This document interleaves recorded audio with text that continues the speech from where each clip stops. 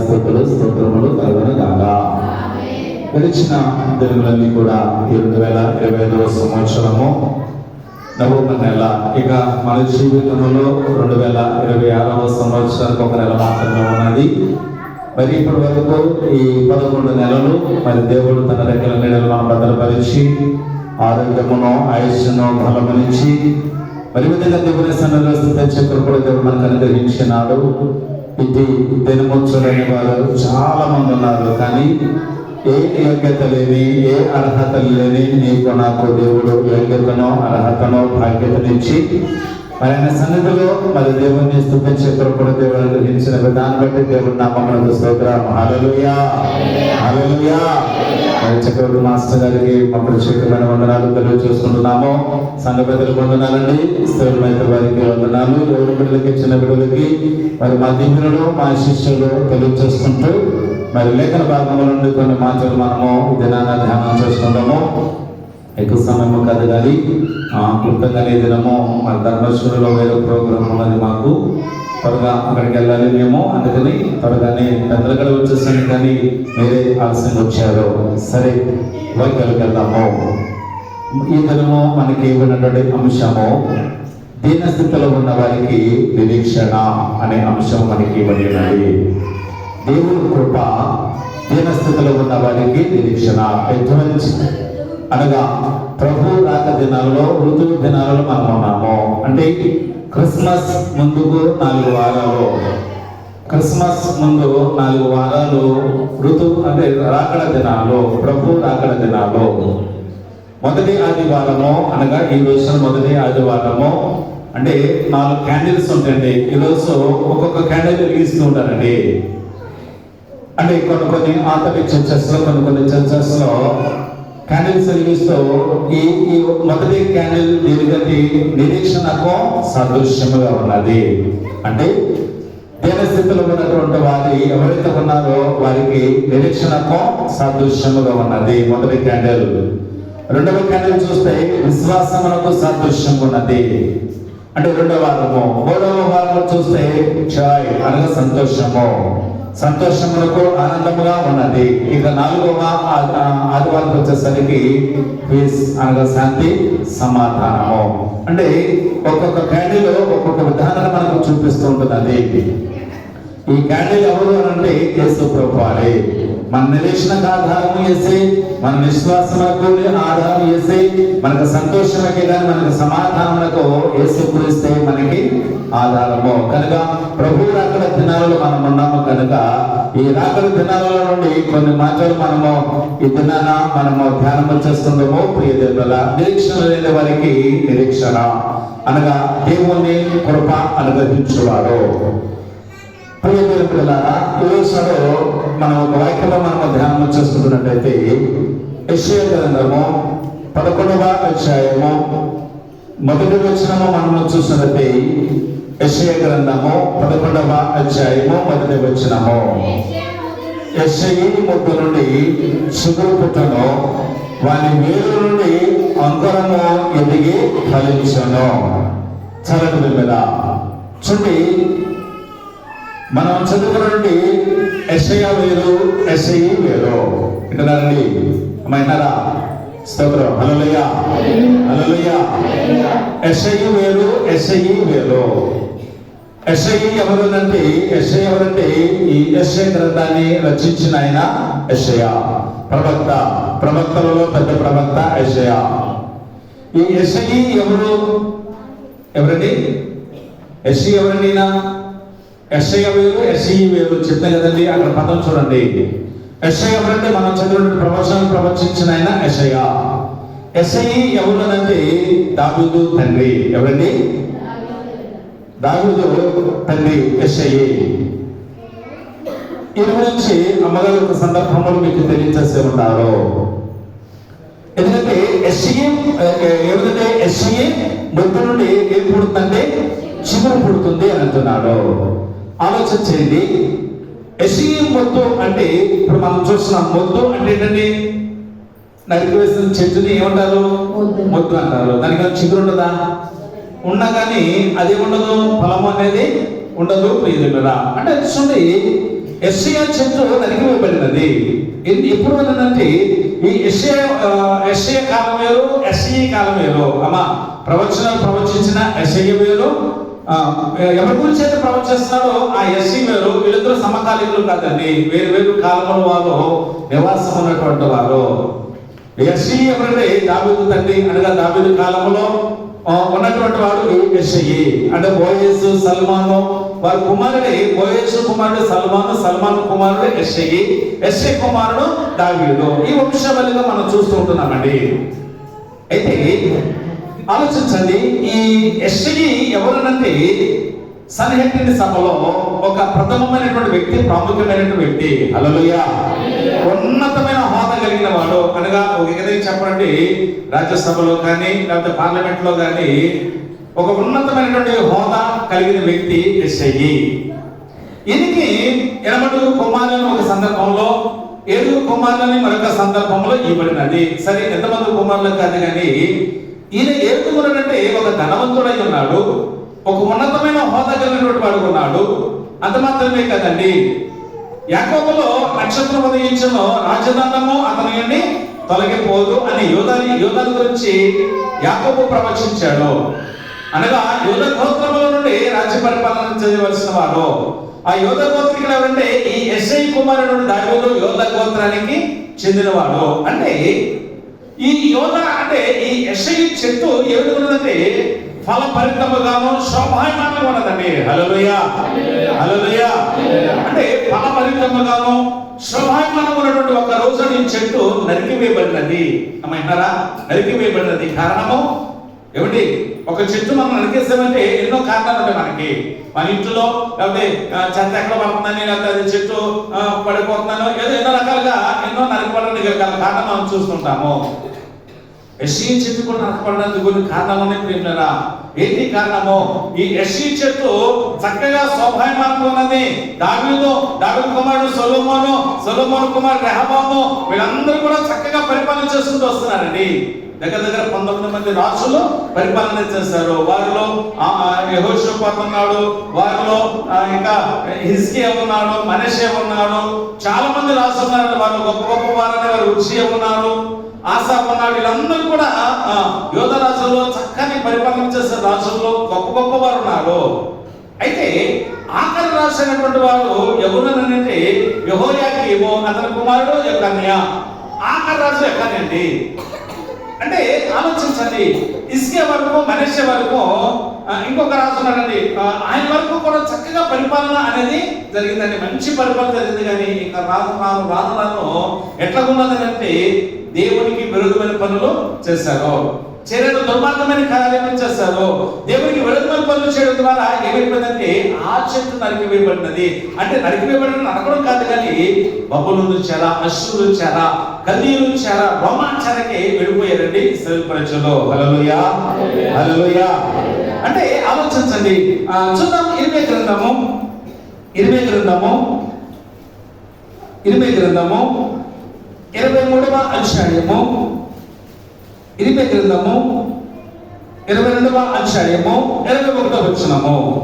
నీ క్షేమకాలములలో నీతో మాట్లాడితిని గాని నేను విననని నీ వంటివి. నా మాట వినకపోవడము నీకు వాడుగా. చూడండి 25వ వచనము. నీ ప్రాణమును ఎవరు తీయించుచున్నారో, నీ వారి చేతికి అనగా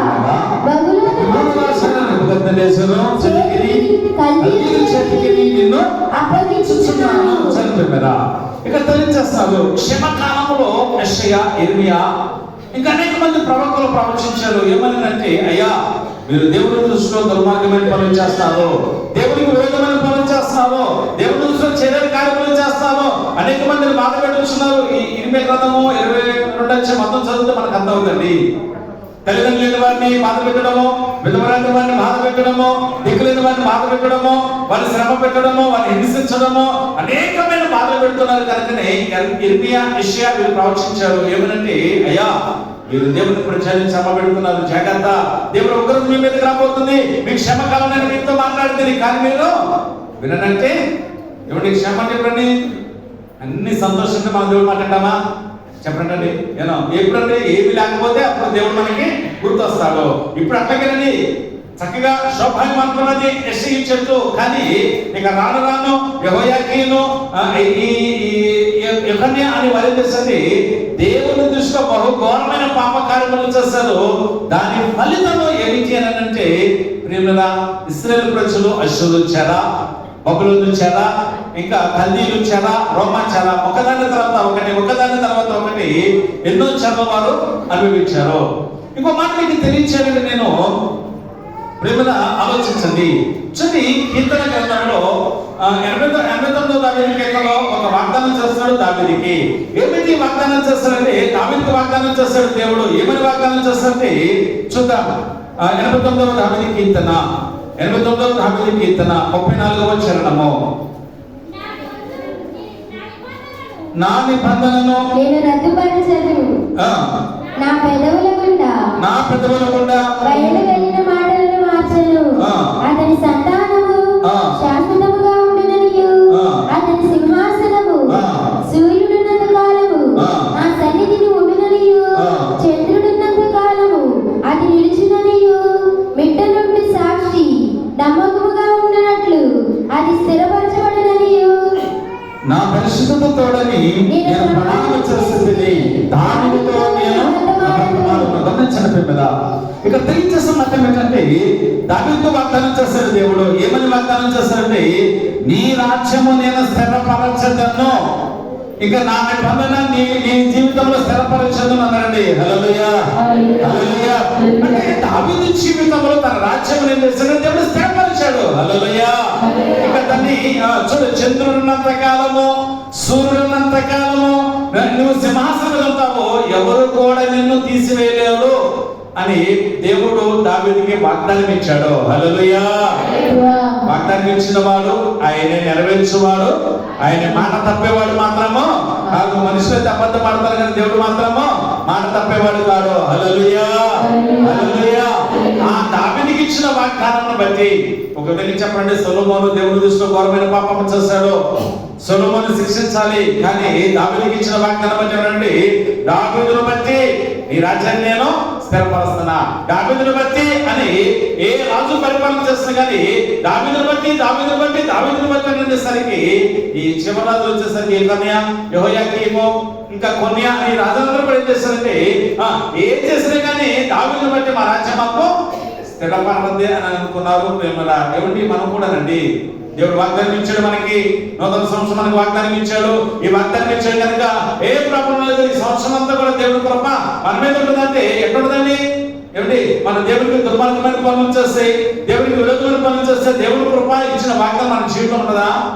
ఏమండి, ఉండదండి. ఒకవేళ మన ఇంటికి హీనస్థితికి వస్తామంటే కారణం ఏమిటంటే దేవుడి దృష్టికి విరోధమైన పాపములు చేయడం ద్వారా. న్యాయపత్ర కాలంలో, గిద్యోను కాలంలో చూస్తే వారు మిక్కిలి హీన దశకు వచ్చారండి. కారణం ఏమిటంటే దేవుడి దృష్టిలో వారి పాపము చేశారు. అలాగే ఈ యెషయా కాలంలో కూడా ఆ చెట్టు మోరు మారిపోయిందండి. యెకన్యా కాలంలో దేవునికి దుర్మార్గమైన పనులు చేయడం ద్వారా వారి మిక్కిలి హీన స్థితికి వచ్చేసి ఒకరి తర్వాత ఒకరు చెరలో వారు అనుభవిస్తూ ఉంటున్నారండి. వారి చెరలో ఉన్నారు, వారి చెరలో బాధపడుతున్నారండి. దేవునికి స్తోత్రం. హల్లెలూయా, హల్లెలూయా. అంటే వారి మిక్కిలి ఇంకా వారి స్థితి ఏంటంటే చూసాడు మిమ్మల్ని. ఇప్పుడు మలాకీ గ్రంథము నుండి మత్తయి సువార్త తీయగలరు. మలాకీ గ్రంథము నుండి మత్తయి సువార్తకి 400 సంవత్సరాలు ఒక పేజీ తిప్పాం మనం, అంతేనండి. ఈ మత్తయి సువార్తకేను మలాకీ గ్రంథానికి 400 సంవత్సరాల కాలము. ఈ 400 సంవత్సరాలు ఇశ్రాయేలు ప్రజలు చీకటిలో మగ్గారండి. ఎప్పుడు వెలుగు వస్తుందా, మరి బ్రతికెప్పుడు చీకటిస్తుందా, మేము ఎప్పుడు చీకటిస్తామా అన్నారండి. ఎందుకు అస్థితి వచ్చినదండి? కారణం ప్రేమల దేవునికి విరోధమైన పనులు చేయడము ద్వారా. హల్లెలూయా, హల్లెలూయా. కనుక అయితే దేవుడు దావీదుకి వాగ్దానం ఇస్తున్నాడు, వాగ్దానం ఇచ్చాడు. ఏమంటే నీ రాజ్యము నేను, ఎంతమంది రాజులు వచ్చినా కానీ వీళ్ళందరూ తాత్కాలికమైనటువంటి వారే, వీళ్ళందరూ కూడా తాత్కాలికమైనటువంటి వారి స్థిరమైన వాడు వస్తాడు. ఆ స్థిరమైనటువంటి వాడు ఎవరండి? దావీదు సింహాసనం వచ్చినటువంటి యేసయ్యకు దానిని నేను స్థిరపరచెదను అన్నాడు. హల్లెలూయా, చెప్పండి హల్లెలూయా. ఒకసారి మనం ఆలోచించేద్దాము. మన ఇంట్లో చెట్టు ఉందండి. ఈ చెట్టు నరికేస్తాం. నరికేస్తే ఏరు పచ్చగా ఉన్నంత వరకు ఏమొస్తుంది? చిగురు వస్తుంది. ఎంత ఆ చిగురు ఏమన్నా ఫలం ఉండదంటారా? దానివల్ల ఉపయోగం ఉందంటారా? అది ఫలము రాదు, పూత రాదు, ఫలము కూడా రాదు. కారణం ఏంటండి? అంతే, పొడిపడిపోయింది. కానీ అటువంటి పొడిపడిపోయిన స్థితిలో నుండి ఏమిస్తుందంటే అంకురముగా ఎదిగి ఏమిస్తుందండి అంటే దాని ఏమో అంకురముగా ఎదిగి ఏమిస్తానండి? ఫలము ఇస్తానండి. హల్లెలూయా, హల్లెలూయా. నరికివేయబడిన చెట్టు, ఎండిపోయిన చెట్టు, ఎండిపోయిన ఏరు మళ్ళీ చేస్తుంది అంకురముగా ఎదిగి ఏమిస్తానండి? అది ఫలించాలంటే కేవలం అది దేవుని కృప వలన మాత్రమే. హల్లెలూయా. అంటే ఒకవేళ మనం దేవుని స్థితిలోకి వెళ్ళామంటే కారణము మన స్వయం కృపరాధము. ఒకవేళ అక్కడి స్థితిలో మనం ఉన్నామంటే కారణము మనం చేస్తున్నటువంటి స్వయం కృపరాధము. ఇశ్రాయేలు యూదా వారు కూడా దేవునికి స్వయం అంటే దేవునికి విరోధమైన పనులు చేయడం ద్వారా దేవుడు వారికి చెరసాలలో బందీగా వారు ఉన్నారు. అటువంటి కాలంలో యెషయా ప్రవచించినట్లుగానే అది ఏడు అంకురముగా ఎదిగి ఏమిస్తానండి? ఫలం ఇస్తానండి. హల్లెలూయా. అది ఎక్కడి నుంచి వచ్చినది అంటే రోమపత్రిక 15వ అధ్యాయము, రోమపత్రిక 15వ అధ్యాయము 12వ వచనము. మరియు యెషయా ఇలాగ చెప్పుచున్నాడు, యెషయాలో నుండి వేరు చిగురు అనగా పిల్ల చదువుతుంది కదా, మధ్యలో మైకి పెట్టి చదువుతున్నాను.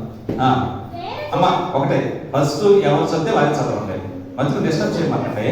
ఎందుకంటే మన వాళ్ళు ఫీల్ అవుతారు. మరి నేనేమంటాము కానీ వాళ్ళు ఫీల్ అవుతలేదు. కానీ ఎవరైతే ఫస్ట్ చదువుతున్నారో వారే చదవండి. మైక్ ఆగిస్తే చదవండి, లేకపోతే వదిలేసేయండి. మైక్లో చదవకపోతే మామూలుగా నేను చదువుతాను కనుక సరిపోతాయి. చూడండి ఇక్కడ చూడండి, యెషయాలో నుండి యువతని వేరు చిగురు అనగా అన్ని శరీరంలో చూడడం వచ్చును అన్నాడండి. హల్లెలూయా, చెప్పండి హల్లెలూయా. ఇక్కడ అంటే యెషయా నుండి వేరు చిగురు ఎవరంటే అన్ని శరీరాలను వేలడానికి. అంటే ఆ చిగురు ఎవరంటే యెషయాలో నుండి వస్తుంది. ఆ చిగురు హల్లెలూయా. యెషయా చెట్టు ఓడిపోయింది, యెషయా చెట్టు నరికివేయబడింది, అది శోభాయమాన చెట్టు నరికివేయబడింది. ఆ చెట్టులో నుండి ఎవరుస్తానండి? చిగురు అనేది వస్తానండి. హల్లెలూయా.